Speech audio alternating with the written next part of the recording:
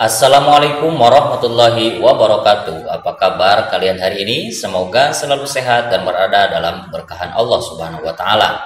Alhamdulillah, pada video kali ini kita akan belajar pada pelajaran keempat di kelas 4 dengan materi bersih itu sehat dengan submateri wudu, tayamum dan istinja. Sebelum kita memulai pembelajaran kita, mari kita awali dengan membaca bismillah bersama-sama. Bismillahirrahmanirrahim. Adapun tujuan pembelajaran kita kali ini adalah setelah kalian menyimak video ini, kalian diharapkan dapat memahami makna berwudu, memahami makna tayamum, memahami tata cara bersuci dengan cara berwudu, memahami tata cara bersuci dengan bertayamum, dan memahami tata cara bersuci dari najis.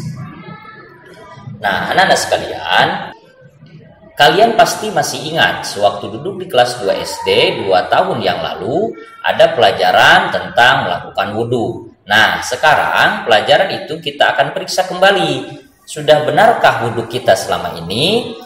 Wudhu adalah ibadah yang sangat penting. Kalau melakukan wudhunya tidak benar, maka sholatnya tidak sah. Mari kita ulangi pelajaran tersebut dan mari kita perhatikan materinya terlebih dahulu.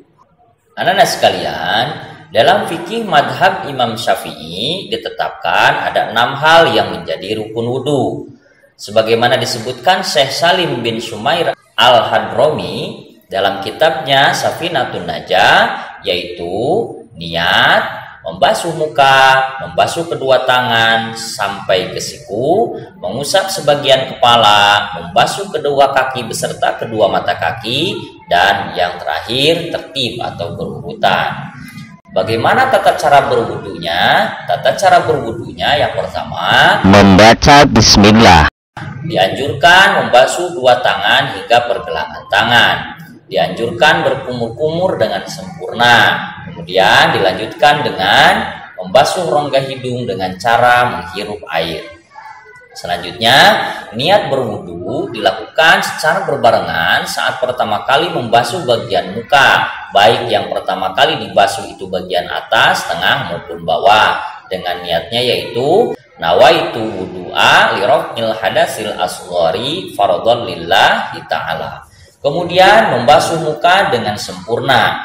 Batas wajah yang harus kita basuh adalah panjangnya antara tempat tumbuhnya rambut sampai dengan di bawah ujung kedua rahang. Sedangkan lebarnya antara kedua telinga. Termasuk muka adalah bagian rambut yang tumbuh di dalamnya seperti alis, bulu mata, kumis, jenggot, dan godek. Rambut-rambut tersebut wajib dibasuh bagian luar dan dalamnya beserta kulit yang berada di bawahnya. Meskipun rambut tersebut tebal karena termasuk bagian dari wajah, tetapi tidak wajib membasuh bagian dalam rambut yang tebal bila rambut tersebut keluar dari wajah atau muka. Kemudian selanjutnya membasuh dua tangan dari ujung jari tangan hingga siku. Lebihkan basuhannya sedikit batasnya agar sempurna. Kemudian dilanjutkan dengan menyapu atau mengusap sebagian dari kepala. Mengusap sebagian dari kepala ini bisa hanya sekedar mengusap sebagian rambut saja dengan catatan rambut yang diusap tidak melebihi batas anggota badan yang disebut kepala. Seumpama seseorang perempuan yang rambut belakangnya panjang sampai sepunggung tidak bisa hanya mengusap ujung rambut tersebut karena sudah berada di luar batas wilayah kepala. Dianggap cukup bila dalam mengusap kepala ini dengan cara membasuhnya, meneteskan air atau meletakkan tangan yang basah di atas kepala tanpa menjalankannya. Kemudian selanjutnya membasuh kedua telinga, mengusap kedua daun telinga bagian luar dan dalam. Dan selanjutnya membasuh dua kaki dari ujung telapak kaki hingga mata kaki. Lebihkan sedikit basuhannya dari batasnya agar sempurna. Membasuh kedua kaki ini dibasuh adalah bagian telapak kaki beserta kedua mata kakinya. Tidak harus membasuh sampai ke betis atau lutut. Diwajibkan pula membasuh apa-apa yang ada pada anggota badan ini seperti rambut dan lainnya.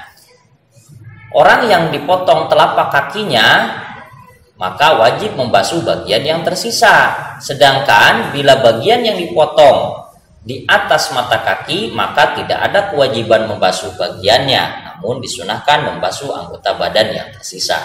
Yang terakhir adalah tertib. Yang dimaksud dengan tertib di sini adalah melakukan kegiatan wudhu tersebut secara berurutan sebagaimana disebut di atas, yakni mulai dengan membasuh muka, membasuh kedua tangan beserta kedua siku, mengusap sebagian kepala, dan diakhiri dengan membasuh kedua kaki beserta kedua mata kaki.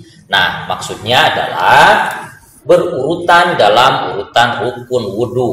Adapun selain dari 6 rukun wudhu yang telah disebutkan tadi, maka itu sunnah dilaksanakan. Sementara yang 6 yang termasuk rukun wudhu, maka wajib dilaksanakan, dan jika ditinggalkan salah satunya saja, maka tidak sahlah wudhunya tersebut. Mana di antara yang disunahkan dalam berwudhu selain dari 6 yang wajib tadi? Di antaranya membaca basmalah, bersiwak atau menggosok gigi, membasuh kedua tangan sebelum masuknya ke dalam tempat air, atau membasuh kedua pergelangan tangan, berkumur-kumur, menghirup air, kemudian membasuh kedua telinga, mendahulukan anggota badan yang kanan, dan kemudian berdoa. Jadi itu merupakan bagian dari sunnah-sunnah wudhu. Anak-anak sekalian, setelah kita berwudhu, kita berdoa dengan membaca Asyhadu an la ilaha illallah wahdahu la syarikalah wa asyhadu anna Muhammadan abduhu wa rasuluh. Allahumma ij'alni minat tawwabina waj'alni minal mutatahhirin waj'alni min ibadikas sholihin. Anak-anak sekalian, yang kedua adalah tayamum. Tayamum merupakan keringanan yang Allah berikan bagi orang yang kesulitan mendapatkan air atau bagi orang yang tidak diperkenankan menggunakan air karena sakit. Tayamum dilakukan sebagai pengganti dari wudhu atau mandi wajib. Orang yang diperbolehkan tayamum apabila yang pertama tidak ada air, sudah berusaha mencari air tapi tidak mendapatkannya sedangkan waktu sholat sudah tiba. Yang kedua, sedang sakit. Apabila terkena air, bagian anggota tubuhnya tersebut akan bertambah sakitnya menurut keterangan dokter, maka boleh bertayamum. Kemudian yang ketiga, penyebab tayamum itu adalah dalam perjalanan atau musafir dan sulit mendapatkan air. Adapun dalil tentang tayamum ini terbilang banyak. Salah satunya seperti yang dijelaskan dalam Al-Quran. A'udzubillahi minasyaitonirrajim. Bismillahirrahmanirrahim. Wa in kuntum marada aw ala safarin aw jaa ahadun minkum minal ghaid aw lamastumun nisaa falam tajidu ma'an fatayammamu sa'idan tayyiban famsahu biwujuhikum wa aydikum innallaha kana 'afuwan ghafura. Dan jika kamu sakit atau sedang dalam perjalanan atau sehabis buang air atau kamu telah menyentuh perempuan sedangkan kamu tidak menemukan air, maka bertayamumlah kamu dengan debu yang baik atau suci. Usaplah wajahmu dan tanganmu dengan debu itu. Sesungguhnya Allah Maha Pemaaf lagi Maha Pengampun. Dalam surah An-Nisa ayat 43. Menurut madhab Imam Syafi'i, tayamum hanya sah dengan menggunakan debu yang dapat menghambur atau lahul ghubah yang dapat melekat pada wajah dan tangan. Adapun rukun tayamum itu ada 5, yaitu memindahkan debu, kemudian berniat, nawaitu tayamuma listibahatis sholati fardhalillahi ta'ala, kemudian mengusapkan wajah, mengusap tangan hingga siku dan tertib dalam mengusap. Nah, adapun tata caranya adalah dalam sebuah hadis Amr bin Yasir, tata cara tayamum Rasulullah Shallallahu Alaihi Wasallam dijelaskan sebagai berikut. Rasulullah Shallallahu Alaihi Wasallam mengutusku untuk suatu keperluan. Kemudian aku mengalami junub dan aku tidak menemukan air.